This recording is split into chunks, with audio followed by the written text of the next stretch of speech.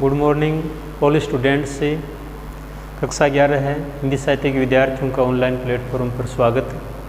प्यारे विद्यार्थियों, आज हम फिर संध्या के बाद नामक कविता जो छायावादी कवि सुमित्रा नंदन पंत द्वारा रचित है उसी का अगला भाग अपन पढ़ने जा रहे हैं।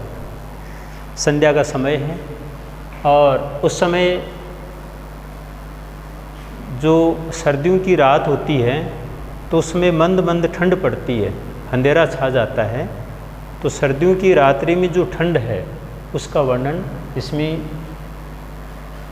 संध्याकालीन समय में सर्दी की रात्रि में जो होने वाला परिवर्तन है, मंद मंद जो ठंड है, जिसमें संध्या के समय जो संध्याकालीन प्रकाश है वो धीरे धीरे लुप्त होता जा रहा है, इसी का वर्णन किया गया है। सबसे पहले अपन लिखेंगे जाड़ों की सूनी द्वाबा में। तो जाड़ों की रिक्त स्थान लिखिए यहाँ, जाड़ों की रिक्त स्थान लिखते हुए तट लहरी, तट लहरी जी। अब आप संदर्भ लिखिए, इससे पहले मीनिंग देख सकते हैं। जाड़ों शब्द आया है जैसे सर्दियों के लिए, सर्दियों की जो रात्रि उसके लिए आया है जाड़ों। सूनी द्वाबा, द्वाबा जानते हो, यानी जो मंद मंद प्रकाश है उसके लिए है द्वि प्लस आबा, यानी दिन और रात्रि का जो मिलन होता है, संध्या काल का सूर्यास्त होने का समय जिसको द्वाबा कहा गया है। और इससे जैसे चमक या प्रकाश भी कहते हैं, संध्याकालीन जो अंधेरी वेला है उसको द्वाबा, दिन और रात्रि का मिलन अर्थात सूर्यास्त का समय, चमक या प्रकाश, चमक या प्रकाश। झूल रही, निशी का अर्थ है रात्रि, निशी का अर्थ है रात्रि। छाया गहरी, अंधेरे के लिए आया है, गहरी गहरा अंधेरा। डूब रहे निष्प्रभ, अब जो संध्या के समय जैसे मानो अंधेरा डूब रहा है, निष्प्रभ यानी विलीन होने लगता है। विषाद, जैसे मानो उसमें दुख है, सब जो धुंधलापन है वो सब दुख दर्द उसमें जैसे विलीन हो रहा है। निशी रात्रि की छाया में। अब ध्यान दीजिए कि जाड़ों की सूनी द्वाबा में झूल रही निशी छाया गहरी, डूब रहे निष्प्रभ विषाद में, खेत बाग ग्रह तरु तट लहरी। तो आप सबसे पहले लिखिए कि प्रस्तुत कवितांश से कवि सुमित्रा नंदन पंत द्वारा रचित संध्या के बाद नामक कविता से उद्धृत है। ये पद्यांश से उनके द्वारा रचित ग्राम्य नामक काव्यकृति से संकलित है तथा हमारी पाठ्य पुस्तक अंतराभाग प्रथम से अवतरित है। फिर आप प्रसंग लिखेंगे, प्रस्तुत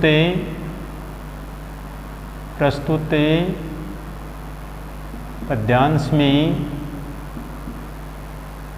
प्रस्तुत पद्यांश में सर्दियों की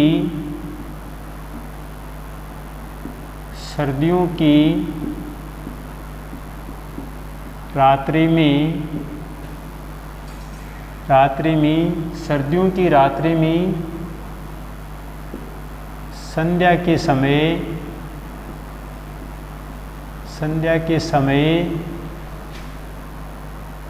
मंद मंद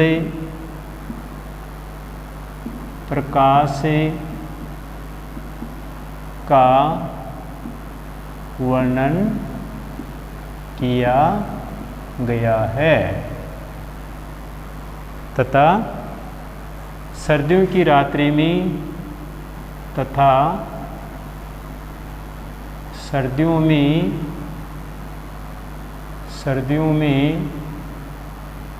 रात्रि में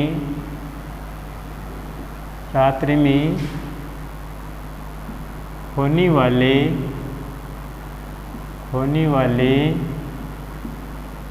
परिवर्तन का वर्णन हुआ है जी।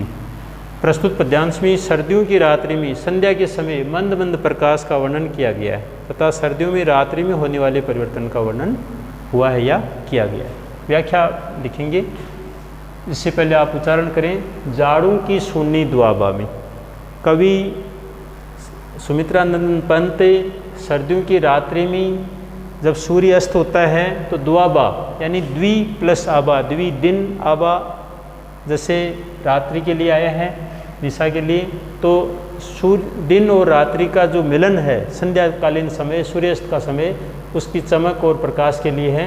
सर्दियों की रात्रि में, सर्दियों के दिनों में रात्रि में होने वाले परिवर्तन का वर्णन करते हुए कवि कहते हैं कि जाड़ों की सूनी द्वाबा में झूल रही निशी छाया गहरी, कि सर्दियों की रात्रि में संध्या के समय जो मंद मंद प्रकाश है जैसे मानो धीरे धीरे लुप्त हो रहा है। जाड़ों की सूनी द्वाबा में, सर्दियों की आदर्श से जैसे संध्याकालीन प्रकाश धीरे धीरे लुप्त हो रहा है, झूल रही निशी छाया गहरी, उसमें ऐसा लग रहा है कि रात्रि में जैसे गहरा अंधकार छा गया है, डूब रहे निष्प्रभ विषाद में। और उस समय लोगों का जो दुख है, विषाद दुख दर्द है, उस धुंधलापन में, उस प्रकाश में, धुंधले प्रकाश में मानो डूब रहा है। यहाँ डूब रहे यानी विलीन होने लगते हैं, निष्प्रभ यानी धुंधला या प्रकाश, विषाद यानी दुख। इस धुंधले प्रकाश में मानो सभी का दुख दर्द मानो विलीन हो रहा है। खेत बाग ग्रह तरु तट लहरी, सर्दियों के समय, सर्दियों में जो रात्रि में जो मंद मंद ठंड पड़ती है तो उस समय अंधेरा भी क्या है धीरे धीरे लुप्त हो जाता है। तो शीतकालीन समय में, शीतकाल की यानी जाड़े की रात्रि में, जाड़ों की सूनी दुआबा में, जाड़े की रात्रि में या सर्दियों में रात्रि में जो परिवर्तन होता है वो जैसे संध्या के समय सूर्यास्त होता है तो उस समय संध्याकालीन समय यानी सूर्यास्त होने के समय का जो प्रकाश है धीरे धीरे सूना सा लुप्त हो रहा है। झूल रही निशी छाया गहरी, उस समय रात्रि भी मानो गहरे अंधकार से जूझ रही है, या मानो रात्रि भी संपूर्ण गहरे अंधकार में जैसे मानो छा गई है, चारों ओर अंधकार छा गया है, डूब रहे निष्प्रभ विषाद में। और उस समय जैसे मानो संध्या का जो धुंधलापन है, हल्का हल्का जो प्रकाश है, उसमें मानो सभी जीव जंतुओं का जो दुख है मानो उसमें विलीन हो रहा है। मानो संध्या रूपी रात्रि का दुख दर्द मानो उस धुंधलेपन के प्रकाश में लुप्त होने जा रहा है।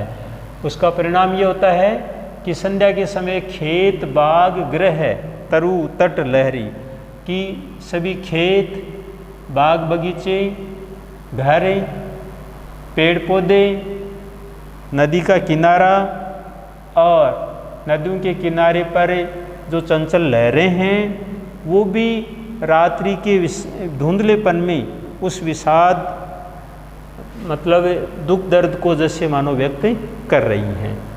फिर से आप ध्यान दीजिए कि जाड़ों की सूनी द्वाबा में झूल रही निशी छाया गहरी।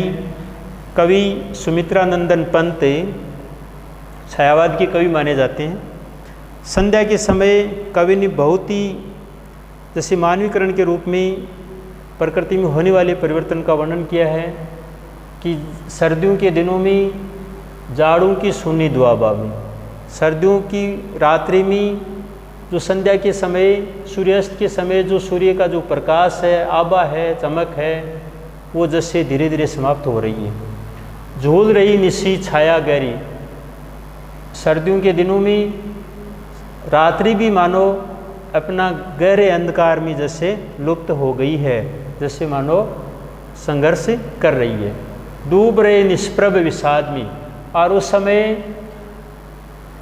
सूर्य का यानी संध्याकालीन का जो धुंधलापन, जो अंधेरी वेला है, उसमें जैसे मानो सभी का दुख दर्द विलीन हो रहा है। यहाँ तक कि खेत खलियान, बाग बगीचे, घर,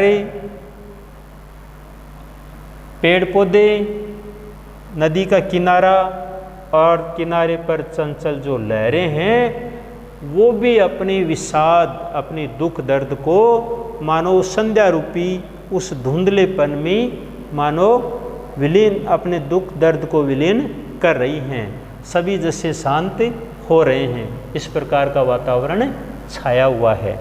अब आप लिखेंगे प्रस्तुत कवितांश की भाषा शैली सहज, सरल, संस्कृतनिष्ठ एवं खड़ी बोली से युक्त है। प्रस्तुत पद्यांश में सर्दियों की रात्रि अर्थात जाड़े की रात्रि का वर्णन किया गया है। जाड़े की रात्रि में संध्या के समय अंधेरी वेला के लुप्त होने का वर्णन किया गया है। इस पद्यांश में चित्रात्मक शैली का प्रयोग किया गया है। यहाँ रूपक अलंकार जैसे निष्प्रभ विषाद, जैसे यहाँ रूपक अलंकार का प्रयोग किया गया है।